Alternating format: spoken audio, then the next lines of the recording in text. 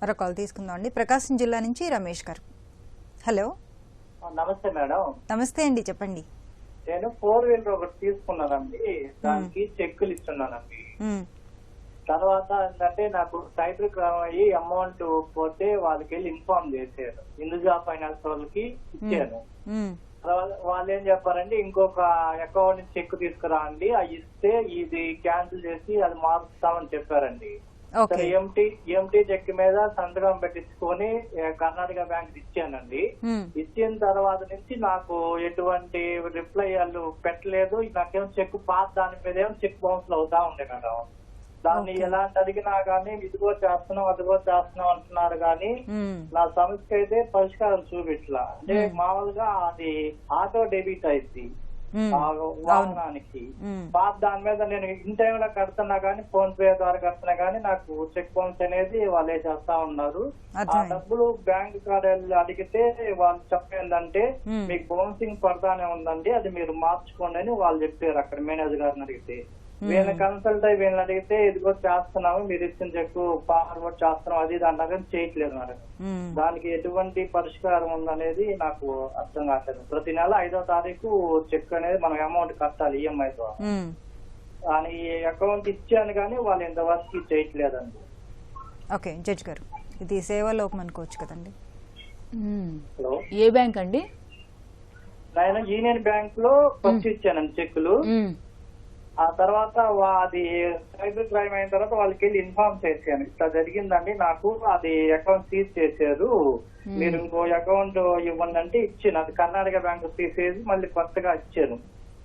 ఇస్తే వాళ్ళు అప్పటి నుంచి అదేమంటే మామూలుగా మార్చి నెలలో జరిగింది సైబర్ క్రైమ్. మార్చ్ 2025 ఈ యొక్క ఫైనాన్స్ ఇయర్ అండి, ఈ మంత్ కాదంటే సరే దానికి ఓకే, తర్వాత నెలన్నా ఏంటంటే ఏం లేదు, మొన్న అడిగితే మొన్న కూడా చేయలేదండి ఇప్పుడు దాకా. సో ప్రతి నెల చెక్ బౌన్స్ అవుతుంది, వాళ్ళకి ఇన్ఫార్మ్ చేసినా కూడా మార్చమని మార్చకుండా ఉన్నారు. మార్చలేదండి. నేను అమౌంట్ అయితే ఫోన్ పే లైనా నాకు ఇచ్చిన నెంబర్ ఒకటి ఉంది, ఆ నెంబర్ ద్వారా నేను కట్టేస్తున్నా, ఈ టైంలోనే కట్టేస్తున్నా కానీ నాకు ప్రాసెస్ అవటల్లా. ఓకే, మేనేజర్ గారితో మాట్లాడితే ఏమంటున్నారు? అది మీరు ఆ అకౌంట్ మీరు అక్కడ మార్పించుకోండి, వీళ్ళైతే డైరెక్ట్ గా అక్కడ చెక్ బౌన్స్ అయితే అవుతున్నాయండి మీకు అని చెప్పారండి. ఆ బ్యాంక్ లోనే సాల్వ్ చేసుకోవాలి problem. Earlier bank account number మార్చేసి కొత్త బ్యాంక్ అకౌంట్ నంబర్ వాళ్ళకి కమ్యూనికేట్ చేసేటట్టు చూసుకోవాలి. అది చేయట్లేదు మేడం వాళ్ళు ఎంత చెప్పినా కానీ.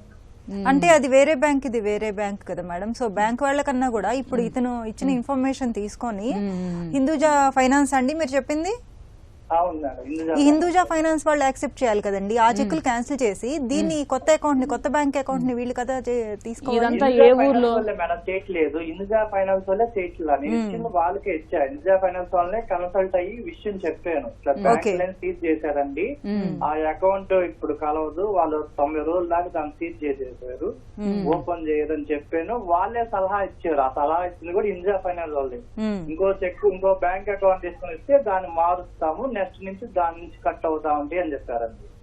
ఏ ఊర్లో ఇదంతా? ప్రకాశం జిల్లా. ప్రకాశం జిల్లా ఒంగోలా?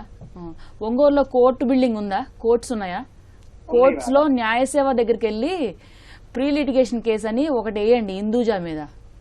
దాంట్లో ఏమని రాస్తారంటే, నేను బ్యాంక్ అకౌంట్ చేంజ్ చేసి నా అకౌంట్ నంబర్ ఇచ్చి దాంట్లోంచి క్రెడిట్ చేసుకోండి ప్రతి నెల ఈఎంఐ అని మీకు ఇచ్చి 2 months అయిపోయింది, మీరైనా సరే చెక్స్ ఇంటెన్షనల్ గా డిజానర్ చేస్తున్నారు, మీ మీద యాక్షన్ ఎందుకు తీసుకోకూడదు అని న్యాయసేవ నుంచి ఒక నోటీస్ పంపించుకోండి. అప్పుడు వాళ్ళు మీది సెట్ రైట్ చేసేస్తారు. మరి మీరు పర్సనల్గా వెళ్ళి అడిగితే వాళ్ళు మాట వింటలేదు కాబట్టి న్యాయసేవా అధికార సంస్థకి వెళ్ళి వాళ్ళ హెల్ప్తో మీరు ముందుకు వెళ్ళండి.